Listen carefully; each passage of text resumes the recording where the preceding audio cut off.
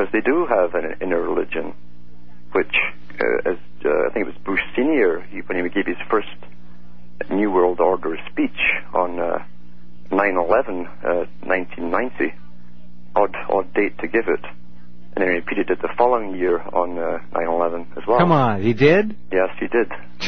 No. What are the odds? What are the odds, folks? Yes, and we're supposed to take this all as usual. And he said, that's when he said, I see a New World Order coming into view. But he also added that it's all going to the heavenly plan.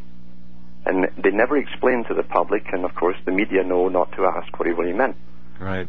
But he's given a high decree to the high order of occultic masonry at the top, the high degree type. Mm-hmm. And it's going to the zodiac. The zodiac is a time clock.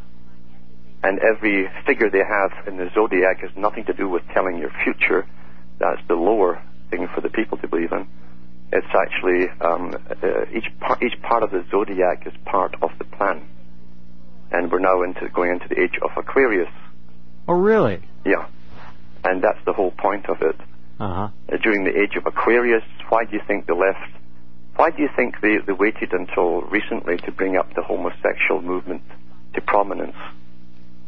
And they certainly did that about 20, 25 years ago. It began on television with, what was that old TV sitcom that with the first two gals and a guy, and the guy was played by young John Ritter, he was homosexual. Three's Company. That was it. Three's Company. That was one of the first one I remember seeing, which pushed it, and I said, okay, like you did, here it is. This is the first of an avalanche. It's coming. And then you had the lesbian movement, which actually demonstrated for the rights of homosexuals. No one could figure this one out because they're all funded to do this, by the way. Sure.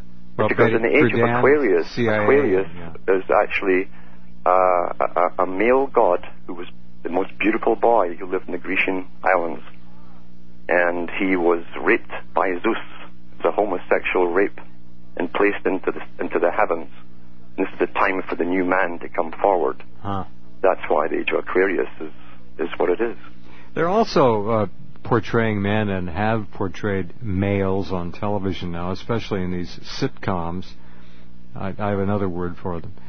But they portray them, of course, as weak and subservient to the domineering female. Yep. This has become a feminist culture to a large degree, and elevating homosexuality, especially male homosexuality, has been a key component of this for a long time.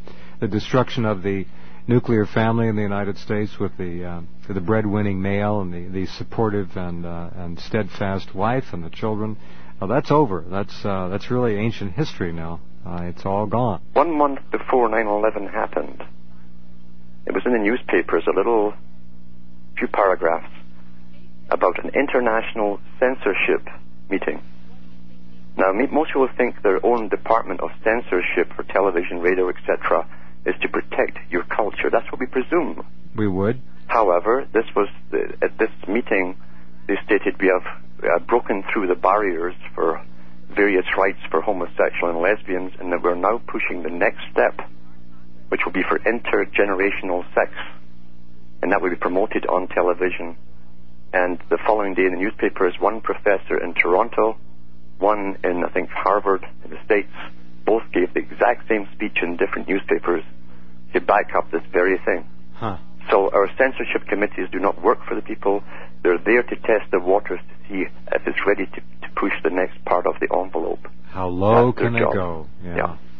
That's amazing. Yeah, we are guided.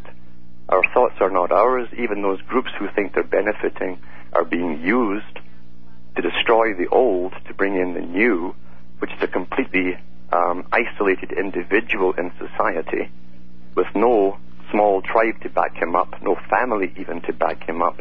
The government will talk directly down to you, and that's the end. That makes it much easier for those at the top to control everyone.